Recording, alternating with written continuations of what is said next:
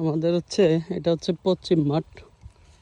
পুরো মাঠ জুড়ে এরকম ধান ছিল, কিন্তু বন্যা হওয়ার কারণে এখন পানির নিচে চলে গেছে। যে পূর্ব মাঠ যেটা আছে, উত্তর মাঠ দক্ষিণ মাঠ বলে আর কি।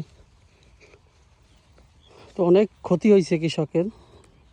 যাদের একটু উঁচুতে জমি ছিল তাদের আপনার কিছুটা ক্ষতির থেকে বাঁচছে আর কি। তারপরে পুরোপুরি যেসব বাঁচছে এরকম না। এই যে নিচের এদিকে পানি পানি হয়তো দেখা যাচ্ছে। এই যে পানিতে আপনার এইদিকে যাদের জমি ছিল সব পানির নিচে। ওই যে পানি দেখা যায় দূরে, পানির নিচে চলে গেছে।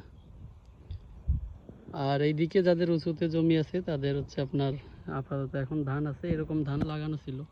এই যে এখন এই ধানে বাইল চলে আসছে, অর্থাৎ কিছুদিন পরেই ধান চাল হয়ে যাইতো আর কি। ধানের ভিতরে যে এইটা আর কি ভারী হয় চাল বলে ওইটা। তো ওই জিনিসটা আর কি লোকসান হয়েছে। আমাদের নিজেদেরই 7 বিঘা মতো, আমার আর এক স্বাস্থ্য ভাই আছে, ওদেরও 6-7 বিঘা মতো পানির নিচে যাওয়ার পরে একদম ওগুলো আর কি পচে টচে গেছে। তো আল্লাহ তাআলা পরীক্ষা নেন। কৃষক মানুষ এমনিতেই সবাই কৃষিকাজ যারা করে বেশিরভাগই মধ্যবিত্ত বা গরিব পরিবারের। তো যখন এরকম একটা ধান লাগানো, তো অনেক খরচ, জন নেওয়া, তারপরে আপনার সার দেওয়া, চষা, পানি দেওয়া, এরপরে যে যদি এরকমের হয় তাহলে অনেক লোকসান হয়।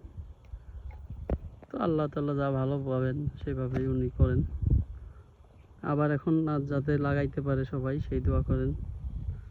সবাই ভালো থাকেন। আল্লাহ হাফেজ।